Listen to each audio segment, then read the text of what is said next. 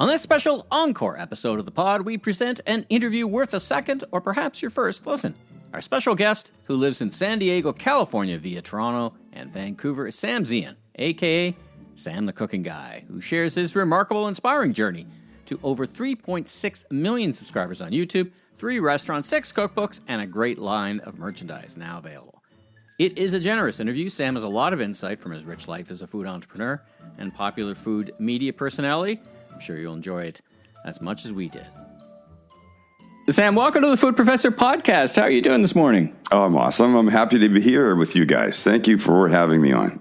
Well, thanks so much for joining us. I'm here with Sylvain, who's piping in from Halifax. Absolutely. Welcome, Sam, to our podcast. Thank you for joining us. Oh, you guys are great. I appreciate this. Thank you. Mm-hmm. Where are we finding you this morning? Are you your home base is San Diego, yeah? San Diego. I'm staring out the window at pouring rain, which is quite unlike what we have here. But all this, look, it's still San Diego, and that means in a few hours it's probably going to be 68 and okay. Can't complain about that. Well, listen, I know about you quite a bit. I introduced you to Sylvain, but there may be some folks listening who may not know of you or not know enough about you. So why don't we start at the beginning? Who are you, and what do you do for a living? And talk about your origin story a bit.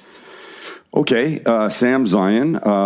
I live in San Diego, California. I've been here for 34 years. I've been cooking since 2002. Previous to that, I was the director of operations at a biotech company. It was miserable. I didn't like it. I had an idea about trying to start a travel show. And that led me to what I do now, because I geared up for a travel show in the summer of 2001. I quit my biotech job, and 9/11 happened before I got a chance to do anything. And as I always say, that day changed thousands of other people's lives much more significantly than it changed mine. But it still changed my life, because nobody was buying a travel show in the days following 9/11. Right. Especially, guys, from someone that had barely traveled and had never been on TV. Well, let's pull on that thread a little bit. So, okay, biotech and all that stuff. So how does that leap happen? Like, did you always want to be in TV? Did the opportunity? No. What happened? Look, I was. We all know the story of the 3 bears, and the one bear that could not get comfortable in the bed, regardless of which one she tried to get into, and that was me. I grew up not knowing what I wanted to do. I have some friends that had a very specific goal in mind. I want to be a fireman, a policeman, an accountant, that kind of thing. There was none of that. And I sort of basically followed my brother into the marketing world for a few years. He represented a frozen yogurt company chain. That was after your biotech bit? No, this was before. Before? So I was a young man then. I should probably put some dates on this. But so I graduated from high school and I went into marketing. In fact, I moved from Vancouver to Toronto to get into an advertising agency. Because in those days, if you wanted to be in advertising in Canada, you went to Toronto. Yeah. That was like if you wanted to be in the movies in those days, you would go to Los Angeles. So I went to Toronto and I got a job at a retail advertising agency called Gray O'Rourke Sussman. I don't know if they're still there. And I worked there for about a year, and then I left and I went to one of their clients, Collegiate Sports, that I don't know if they're even still around. They got bought by, I'll butcher this French, Sylvain, but Sport Expert. Do you remember them? Sport Expert. That's still around. That is still around. Well, they are. Yep. Okay, so Sport Expert bought Collegiate, asked me if I wanted to move to Montreal with my wife to head up the marketing for the non-French speaking stores in the country. And we went to Montreal one snowy weekend, and it was beautiful. But I realized I was going from Toronto to Montreal, from bad weather to potentially worse weather. And I didn't speak French, as my pronunciation was probably just gave me away. And in those days, I thought, not speaking French in Montreal is not going to be a good thing. My wife didn't speak French, so we decided not to go. We instead decided to open a location of the frozen yogurt franchise my brother had been working on for clients. So we moved from Toronto to Phoenix. and we opened up a Penguins frozen yogurt. We'd just been married. We were in our early 20s. It was fun, and the business was okay, but the guy that had the rights to the franchise in Tucson really wanted Phoenix, and he made us an offer that we said yes to. We sold him the rights. There I was again with nothing to do. So I did what a lot of people do when they don't know what to do. They get into real estate. I got my real estate license in Phoenix, and literally the day it came in the mail, is the day we decided we were going to move to San Diego because we had some family here. Oh, I see. So we moved to San Diego. This tale is a tale of a nomadic career life. So far, I was in the frozen yogurt business. I mean, immediately out of high school, I worked for my father in the welding and industrial supply business. Jeez. So we go welding and industrial supplies. We go advertising in Toronto. Then we go frozen yogurt in Phoenix. Then we moved to San Diego. I'm a realtor. And I do that for 5 years. And I really didn't like it. And it doesn't matter what the job is, I've learned. And now I counsel people. It matters whether you like it or not. And I didn't like it. So I decided one day I'm sure selling real estate will get me into something else. And it did. I sold a house to a guy who started a biotech company. And he called me up one day and he said, I'm looking for a commercial location. I'm going to go out on my own and start my own biotech company. Well, would you help me find a building? And I said, of course. He goes, commercial real estate? And I said, of course. Which I didn't know anything about commercial real estate. But my manager told me he'd help talk me through it, and we were okay. And about 4 months into that process, he made me an offer to come work for him as the facilities manager. And I said, I don't know anything about biotech. And he goes, no, but you know real estate and some construction, and you'll be okay. So I went, and it was a great couple of years. And then I started to get bored again. It's that Three Bears thing. The fit was just not right. And I would sit in this beautiful office that I had built for myself. The architects designed it and contractors built it, but I was part of that process. And I said, I'm miserable. Well, what do I want to do when I grow up? Because this is not doing anything for me. And one day at my desk in my office at the biotech company, I said, I want to, if somebody came in the door right now and said to me, Sam, you can go do anything you want. Like no regard for how much money you would make. No regard for what people thought of you, what your family wanted. Just what would you want to do right now? Not even for a career. What do you want to do right now? And the answer to myself that day at my desk was I wanted to go back to Tokyo. 2 years before, I'd gone with my brother-in-law. He went for work for this big trade show. And I went for my 40th birthday present to myself. And it made such an impact on me. I love the food. I love the culture. I love the people. I love the traveling around in a city that I didn't really know at all and couldn't read the signs or understand any of the language. I said, that's what I would like to do. How do I get myself back to Tokyo? And I'm fairly pragmatic. So that second at my desk, I tried to figure out what I could do to go to Tokyo. And the first thing was I could become a pilot or a flight attendant. But I don't really like to fly. Honestly, I'm trying to be as the quick, simple thoughts as I could about this. Yeah. But I don't like to fly that much. And I don't want to have to be nice to people for 12 or 13 hours on a flight. If you've been on a flight any time in the past few years, people treat the staff, the flight attendants, just like shit. Yeah. It's awful. People are awful in general. They really are. Yes, Canadians are much more polite, but still. To a degree. I've seen some stories. To a degree, yeah. Yeah, we're going to get to this in your we're going to get to this in your restaurant experience, but yeah, okay. Oh yeah, we'll get there. So flight attendant, pilot was out. I do believe because I'm Canadian, I have a better grasp of the English language than many people. I speak the Queen's English. So I thought I could go teach English as a second language in Tokyo, which is a real thing, except that it pays almost nothing.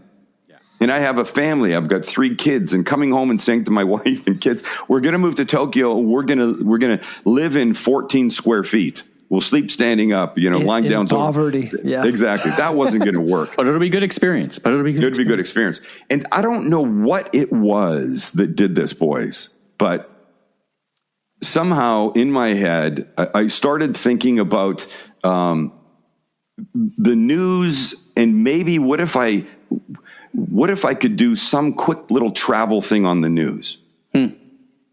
I could go to Tokyo. Early influencer. Yes. Well, yes, right? That would be the idea.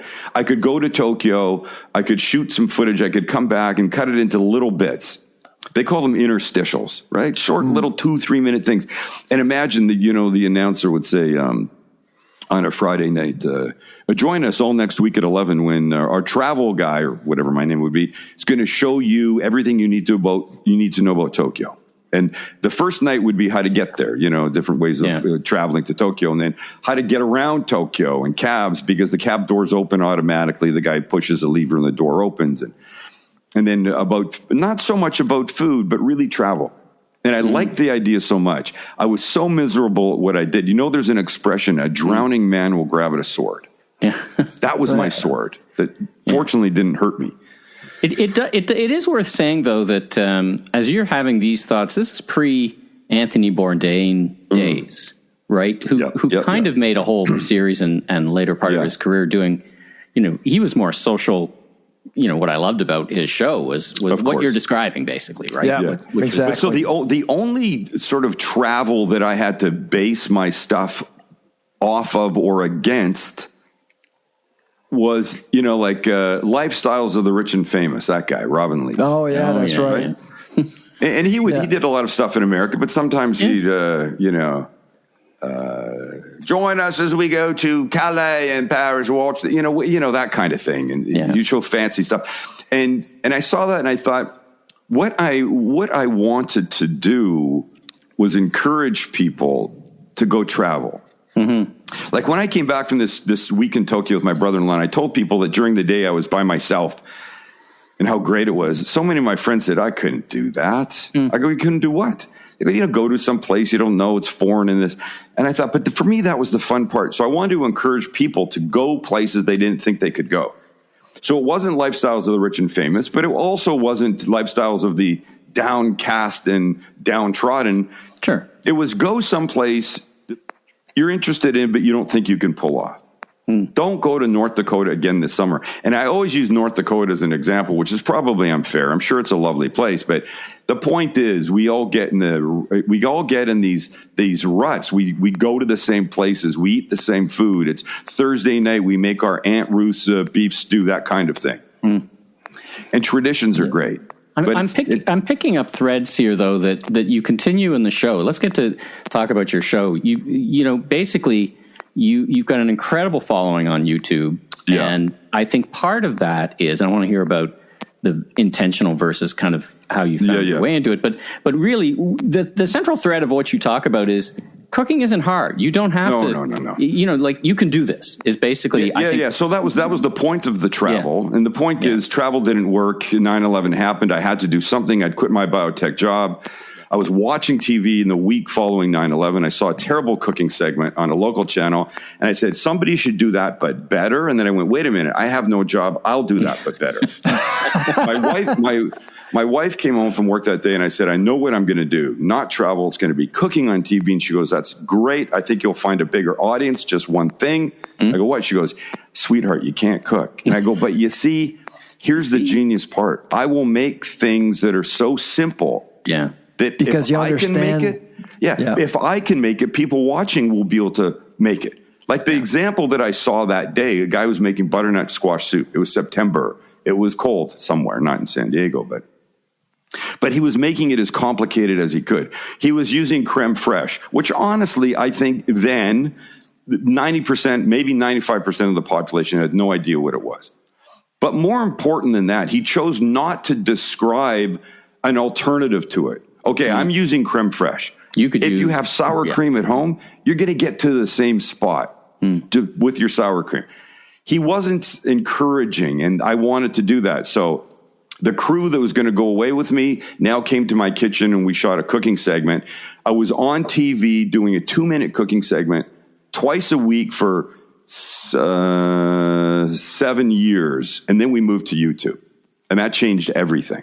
3.45 million subscribers on YouTube. It's phenomenal. Unbelievable. Shit, Michael, Yeah. you couldn't have rounded up to 3.5 million.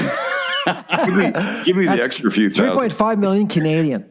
Yeah, that's right. That's exactly. But here's what's significant about that. Yeah. So we've now been on YouTube 11 years. In 2018, we had 30,000 subscribers. After 7 years, we had 30,000 subscribers. From 2018 to 2019, we gained 1 million.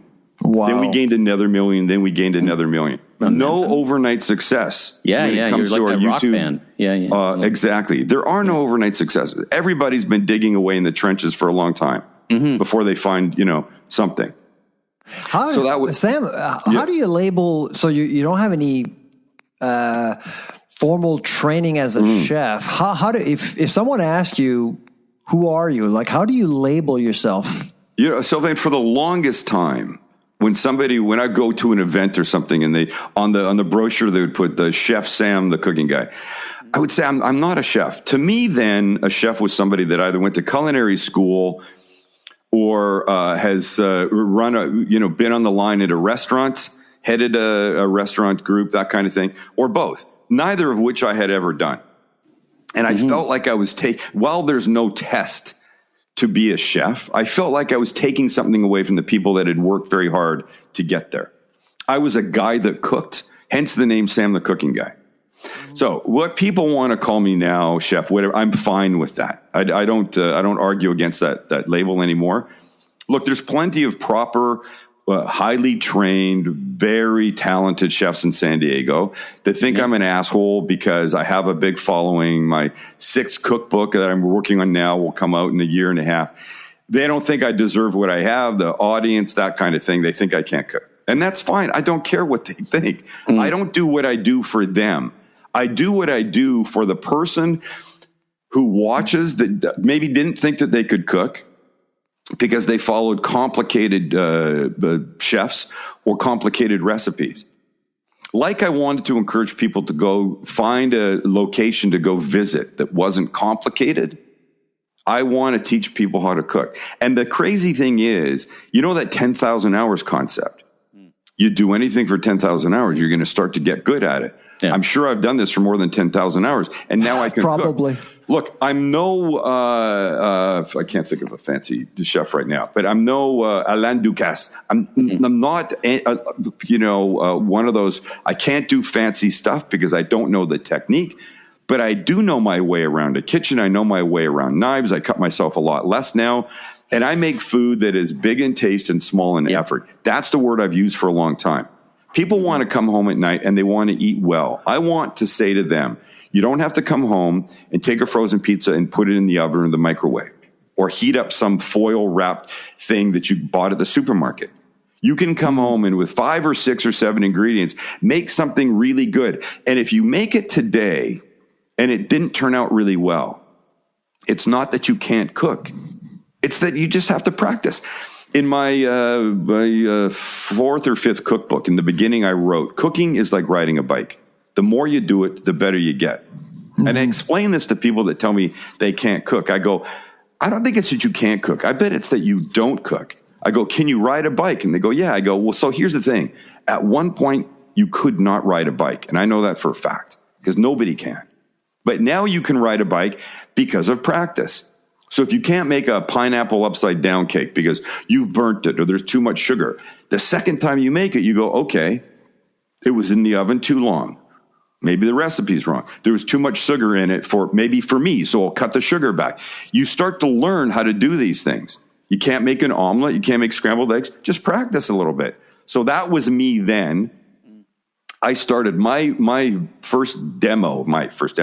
demo that I made that I sent out to try and get on TV was me making something my wife had always made. She was the cook. I was the guy that went to the barbecue outside because I was a man and I felt that was my job. But everything I made, I screwed up. I burnt the chicken. I undercooked. I overcooked. I didn't know what I was doing out there. Now I know my way around. In fact, the next book is a grilling book, grilling, smoking, that kind of thing. But it's just practice is what it is. How do you describe your relationship with your audience? I mean, there's lots of cooking shows out there. Some are successful, others aren't. Yeah. But you're incredibly successful. You have a huge following. What's the secret sauce here? Sylvain, there's plenty of cooking YouTubers that have larger audiences than I do. But I think people will say, I feel like you're talking to me. And I go, that's the thing. I think I've always done that. You know, we've always shown the mistakes. Back when it was a 2-minute cooking segment that grew into a half-hour TV show that then morphed into YouTube. Right from the beginning. In fact, my demo, I couldn't find a whisk to make the salmon dish that I was making. And the guy shooting it said, all right, I'll stop. I'll put the camera down. You find the whisk, and then we'll carry on like it didn't happen. And I looked at him and I went, but you know what? It did happen. And I'm pretty certain that happens for people at home. I want to leave it in. And he looked at me and he basically said something like, all right, you're paying the bill. You can do what you want. I knew he thought I was an idiot. Yeah. But you made it real. I made it real. And we leave that stuff in. So there's plenty of cooking shows that I call them stand and stir, right? 1 cup, 2 cups, mix, pour, bake. That's all you get. And for a lot of people, that's all they want. There's a lot more conversation in ours. I'll say, for example, I'm using a creme fraiche. If you don't have this, here's what you can use. If you don't have that, do this. Sometimes I don't want to do this. It's that kind of thing. I try to be as encouraging as I can. And I honestly believe the fact that I never went to culinary school has been a real advantage to me, because I can't pull the culinary technique and terminology out of my back pocket, because honestly, I don't have it. We probably all know the term chiffonade. You take a stack of basil leaves and you put them one on top of the other and you roll them up like you were rolling a cigar or a joint, and then you cut the thin slices. It makes this beautiful leafy little thing. I wouldn't say chiffonade because nobody knows what it is, or maybe a big part of my audience doesn't know what it is. So I would say, here's what I'm going to do. They'll call this chiffonade if you hear it again, but really you're just going to do this and do this. I try and be as encouraging as I can. And people will come up and they say, you've taught me how to cook. And I cannot get a greater compliment than that. I really can't. That's great. Let's shift gears a little bit and focus a little bit more on what has happened to the world in the last 2-3 years, which is obviously the pandemic. Yes. I know you've been very vocal about how the pandemic affected the food service industry globally, not just in the U.S., but globally. How do you see the future of the sector itself as someone involved in the sector? Professional, how do you see the future of food service in general? I mean, look, I think the pandemic taught us a lot of things in the food world and the restaurant business, but also industry as well. Look how many people work from home now. They still have full-time jobs. They have proper jobs, but the businesses have figured out, certain employees, I mean, not everybody can work from home, but a lot of them, they don't need to provide office space. They can do it from home. I bought some books from my publisher that I use to give away, whatever. And I called the company to give them a credit card so I get the points. And they said, here, call this woman. She's working from home. She can do her accounts receivable, she doesn't need to go into an office. So we've all gotten, I think, a lot smarter, a lot more efficient at what we do. In the beginning, it was about how can we continue to sell food for people that can't come into a restaurant? What are we going to do with our menu that we can make it to go, that it will travel well? Maybe some of the really fancy, frilly stuff, that has to go. Yeah. We can't have that anymore. We want to make things that people are comfortable pulling up to the curb, running in, grabbing in, where we run out to them and then they can take it away. So I feel, in one sense, we've gotten a lot smarter. We've gotten more efficient. I really think that, the people part of it, we talked about this a little bit, the airline people. People are assholes in general. Staff have left in droves from the restaurant business. It's important that the ones we have, we bring along the right way, we foster. We get compliments all the time about the people that we have working in our restaurants. We have 3 here in San Diego, and we work very hard at it. But it's important that you find people that want to be part of the hospitality industry, because that's what it is. Hospitality means you're being hospitable. And if the person's an asshole, is a shitty mood, and doesn't want to be there to help people, they just get rid of them. Now, my father taught me when it's time to get rid of an employee, you don't give Jimmy a month's notice and say, Jimmy, we're firing you today. Tell Jimmy you're firing him today and give him that month's pay or whatever it needs to be. Because when he knows he's going, he's not going to be good anymore. An employee that doesn't want to be there is going to be more damage to you than you can even believe. So when an employee you find is not working out, you got to get rid of them, but you got to bring the ones along that want to be there, give them more responsibility, that kind of stuff. And we've had multiple guests on the show, multiple restaurateurs who, and there's a great debate about this, who eliminated tipping in their restaurants. And they do that, they say, for a whole bunch of reasons, social justice being one of them, but also because not all operators are as enlightened as you are, let's face it, but also because it creates a career path. It creates equality. It creates stability. It creates all those things. Where do you sit on the whole, hospitality included, as the industry calls it? Is I assume your restaurants? Well, I shouldn't assume anything, but are your restaurants tipping included or not tipping included? How do you think about that? No, we still have a conventional model. You can tip if you want. There's always going to be people the people that come in that find out that there's an automatic fee added to it, that don't like to tip, they probably won't be there anyways. They don't want to be part of that.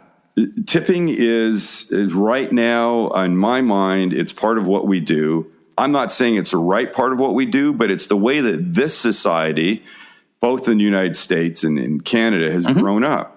We came back from Tokyo and Seoul about a month ago. I went with my 3 sons, and there is no tipping there. Right.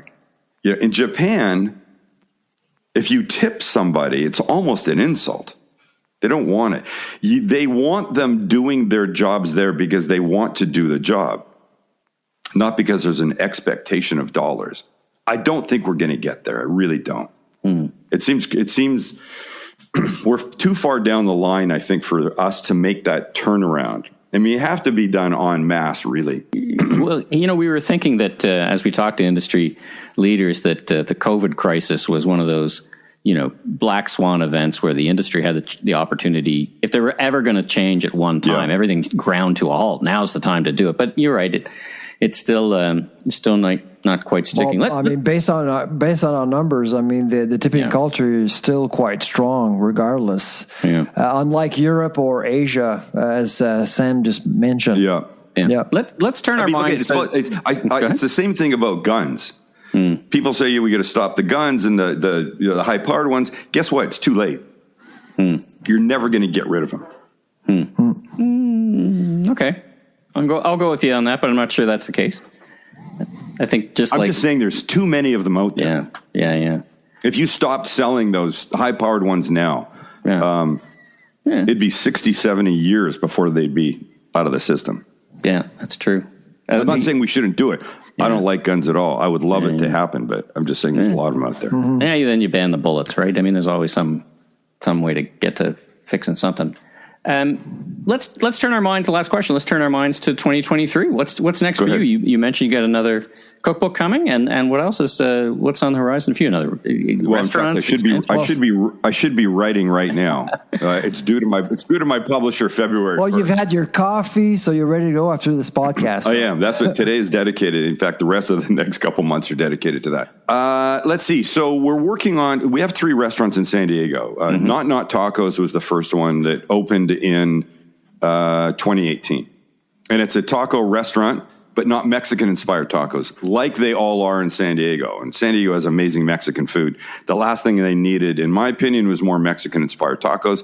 So these are things like Korean short rib and Asian salmon and smoky pulled pork with macaroni and cheese and mashed potato with potato chips, that kind of thing. So we also have a restaurant called Samburgers and one called Gray's, which is slightly more... It's a proper restaurant, a small one.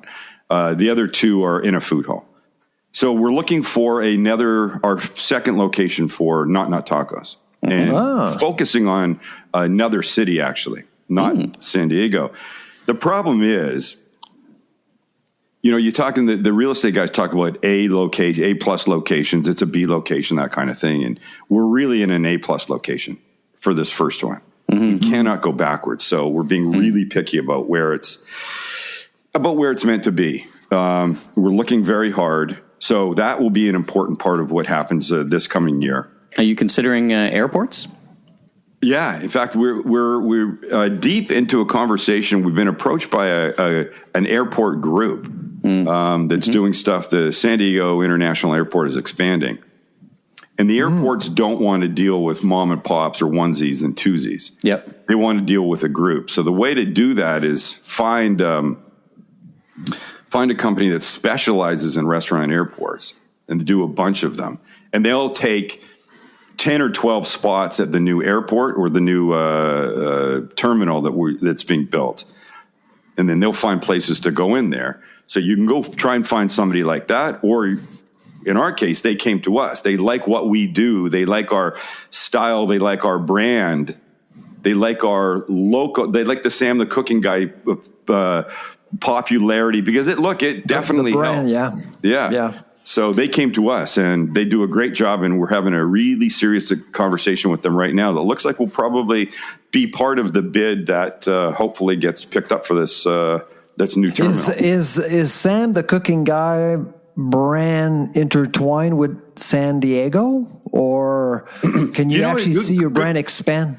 Oh, good question, Sylvain. In the beginning, yes, absolutely.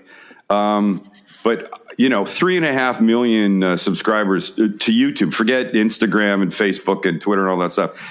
There's not that many people in San Diego. Right. So the United States is our biggest audience. Our second largest audience is not Canada. It's England, then Canada, then Australia. England. Yeah, but all over the world. That changes now in this episode. Of course. Come on. Thank you. That changes now. In Tokyo and Seoul a month ago. Probably in the 4 days we were in Tokyo, I was Sam the Cooking Guy recognized a dozen times in Tokyo. On. How fun is that? Another 5 or 6 in Seoul. Yeah. It's unbelievable to me. Yeah. We shot in Tokyo a couple of years ago. We shot in Tokyo, but we did one thing, spent one night in Osaka. If you've been, there's this very food-centric area called the Dotonbori that's a lot of street food. And we shot there for 2.5, 3 hours. I was recognized maybe 30 times. Wow. It's unbelievable. Wow. Crazy. People come to the restaurants now you pick a country and they come because they're fans on YouTube and they want to come try the food and many, hope that they get to meet me. It's not a bragging thing. It's what they say. And I'm happy when I'm there and I get to do that. So that will help. And I've started just literally in the past month thinking about a second YouTube channel to do things that are a little different than we're doing now.